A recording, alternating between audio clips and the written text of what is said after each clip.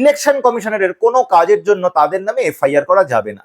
এই যে পরিবর্তনটা করা হলো আইনে, এই পরিবর্তনটা কিন্তু করা হয়েছে সংসদ ভবনে আমাদের পার্লামেন্টেরিয়ান মেম্বার অফ পার্লামেন্ট যারা আছে, এমপি যারা, তাদেরকে বাদ দিয়ে। এরপর এলো এসআইআর, যে এসআইআর এ লক্ষ লক্ষ নাম, 92 লাখ নাম কেটে দেওয়া হলো। কেটে দিয়ে বলা হলো যে নাম বাতিল হয়ে গেছে, এবার তুমি যাও কোর্টে গিয়ে নিজেকে প্রমাণ করো, মানে দায় আপনার।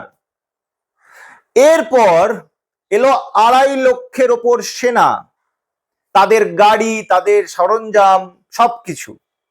তারপর কয়েক লক্ষ ক্যামেরা সার্ভেলেন্সে পশ্চিমবঙ্গকে মুড়ে দেওয়া হলো। এআই দিয়ে দেখা হচ্ছে ক্যামেরা স্ক্যান করে, এবং তারপর যেটা সিদ্ধান্ত নিল যে সবাইকে জেলে পোড়া হবে, জামিন অযোগ্য ধারায় যে যেখানে কোনোদিনও গ্রেপ্তার হয়েছে তাদের সবাইকে জেলে পোড়া হবে, নয় তারা আত্মসমর্পণ করুন আর না হলে জেলে পোড়া হবে। এই যে গান পয়েন্টে বন্দুকের নলের সামনে মানুষকে বাধ্য করা হচ্ছে যে তুমি নয় বিজেপিকে জেতাও, নয় তুমি আমাদের সঙ্গে সাহায্য করো, সহযোগিতা করো, আর না হলে আমরা তোমাকে গুড়িয়ে দেবো, বুলডোজ করে দেবো। অমিত শাহর এই যে বুলডোজ রাজনীতি, উনি ভাবছেন যে বাংলাকে সে বুলডোজ করে দেবে যেভাবে অন্য রাজ্যে সে বুলডোজ করেছে। বাংলার ইতিহাসে কিন্তু আজ অব্দি কেউ বুলডোজ করতে পারেনি, মুঘলরাও পারেনি, ব্রিটিশরাও পারেনি।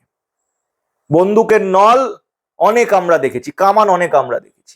আজ যদি বিজেপির এই নীল নকশা, এই প্রকল্পকে আমরা মেনে নিই, আমরা যদি বাস্তবায়িত হতে দিই, তাহলে বিজেপি একটা জিনিস বুঝে যাবে যে তারা এখন ভারতে যা ইচ্ছা করতে পারে এবং তারা পার পেয়ে যাবে। এবং এই জিনিস এখানে থেমে থাকবে না, এরপর প্রতিটা রাজ্যে এটাই মডেল হবে।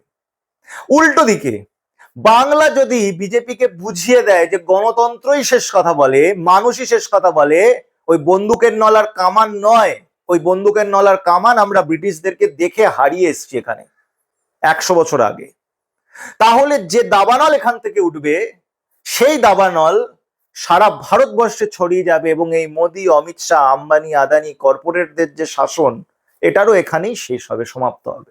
তো আপনার হাতে, আমার হাতে, বাংলার মানুষের হাতে এই অস্ত্রটা আজ আছে যে আমরা গণতন্ত্রকে রক্ষা করি, আমাদের আগামী প্রজন্মের জন্য, ভবিষ্যতের জন্য গণতন্ত্রকে রক্ষা করি, ভারতকে রক্ষা করি, আমাদের স্বাধীনতা সংগ্রামীদের স্বপ্নটাকে রক্ষা করি, বিপ্লবীদের স্বপ্নটাকে রক্ষা করি।